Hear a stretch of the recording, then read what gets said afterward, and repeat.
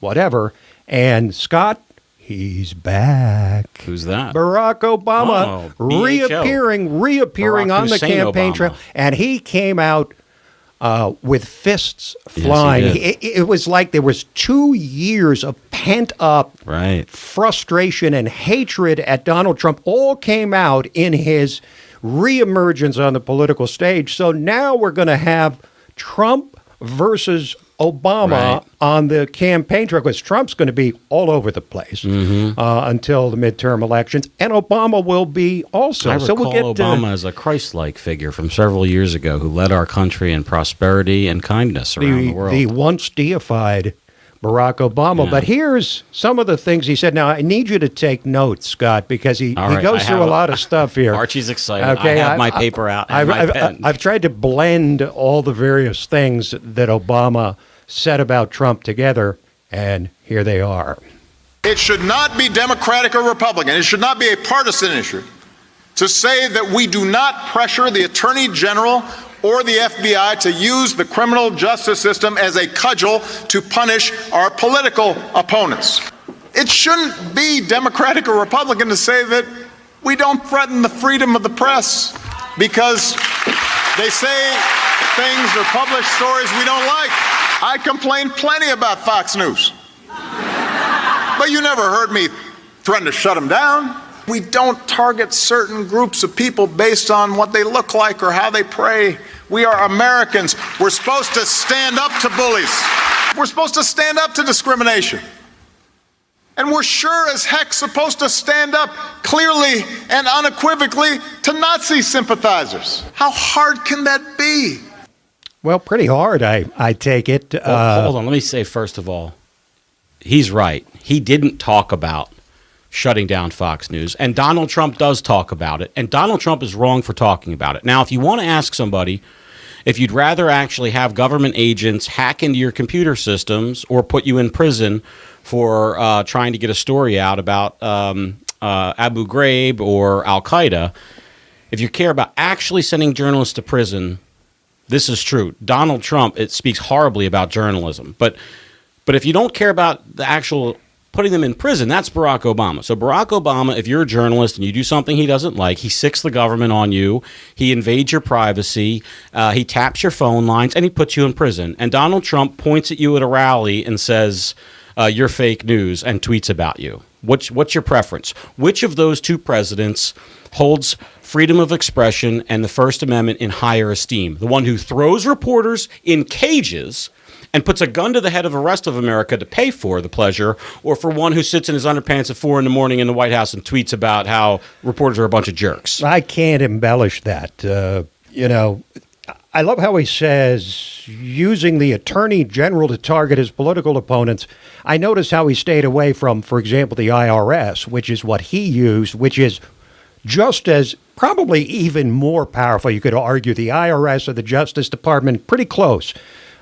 We know for a fact it's already been litigated. There's already been a settlement on what his Justice Department did to conservative organizations. Excuse me, you misspoke. You mean what his Internal Revenue Service Department did, who, by the way, they were meeting almost daily at the White House to go over this scheme. Now, it's never been revealed how far it went beyond the Internal Revenue Service, but we do know Lois Lerner was at the White House all the time, dozens of times, all the time. Okay, right. What was she talking about? Helping him out, helping figure out schedule whatever for his returns. I think maybe that was it. He's getting some free. He didn't want to pay for an accountant. CPAs are expensive, Scott. Yeah. Meanwhile, Kamala Harris's Twitter account right now, as we record this, says at the top of it, the pinned tweet, that Donald Trump is an unindicted co-conspirator of federal crimes. Yeah, there's another one. But Barack Obama's IRS came after conservative groups, and ours included. We have that honor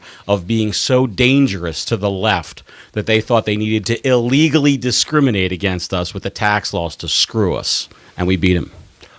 Now, regarding the whole thing about Nazis, let me tie that together. Can I get an amen, Tim? That was a perfect moment for an amen. I was so stunned by the brilliance of that point that I was left almost speechless. But let's tie. I don't think we talk about it enough. It was a real problem.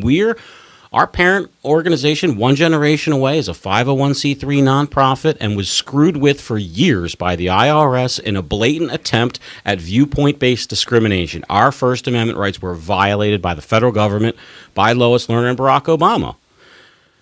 So, it's real. First, these protections are real. No, that is very real, and we've experienced, and you saw what I went through as the head of the organization, having been shut down on an administrative snafu by the IRS. But let me make a couple administrative state. That's one of the reasons why they want it. Let me make a couple of points that tie together freedom of the press and Nazis. Okay. And I'm in the rather uncomfortable position of trying to interpret what Trump is really saying for those who take him literally rather than seriously. When he talks about the media is the enemy of the people, what he means is this media. Yeah. This particular media is the enemy of the people. The media is not, because with no media, the people wouldn't have any way to hold government accountable. That's for one. The second one, and few people have said this, when he said that there were good people involved in the Charlottesville whole violence. He just meant there were people who are not horrible racists who think we shouldn't tear down statues that the public has in their parks. But, that has to be said, and it's being said nowhere else because he said there are good people on both sides. I mean, he should have said what he should have said, and what he meant was there are people that just don't want a part of history to be removed forcibly from the public. Many of the legacy media outlets were reporting that as a conflict between white supremacists and people who were against white supremacy. Right. And the point I thought that Trump was making, and that I took from him, is there are plenty of people on the other side of that, in other words, the other side being people who don't want to see the statues taken down, that are not, in fact, white supremacists, but just people who appreciate the heritage and whatever. Precisely. Yeah. And they were mixed together at this rally, or whatever you want to call it, or protest, with people who were legitimate white supremacists, neo-Nazis, whatever they were. That isn't the case, that they weren't all white supremacists. At the recent white supremacist rally in D.C., they got, like a dozen people or something like that?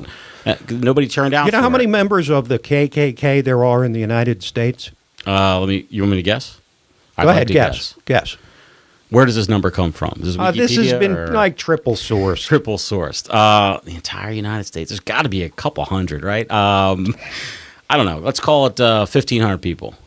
It's between 4,000 and maybe 7,000 in the whole country. I'm actually that seems high. Like actual, they have robes in their closet. They go to meetings. They burn crosses. Apparently so. Okay, I'd like to see, certified KKK. If that's a Southern Poverty Law Center number, then it's divided by 90. That's about 100 per state, something like that. 50 states, 100 is 5,000. That apparently represents a metaphysical threat to the republic, according to the left. I mean, the Klan itself has been dead for forever. There's plenty of white hate out there that has nothing to do with Robert E. Lee's statue. Robert E. Lee was not a racist. He actually, he was a slave owner, so that's crazy. But if you read his writings, he was a person who valued, sort of God, country, sacrifice, whatever, right? It should also be pointed out for the record that these founders that the left hates, they hate the founding, they hate what it represented, that many of the founders, including James Madison and others, were involved in abolitionist societies in the North. Mm-hmm. They wanted slavery to end. They just couldn't get it done because of the political. Didn't Jefferson say, "I fear us because God is just"? Or wasn't that Jefferson's line? I think it was. Yeah, I fear for the future because God is just, and that was, I think, said after his inability to get slavery written out of the Constitution.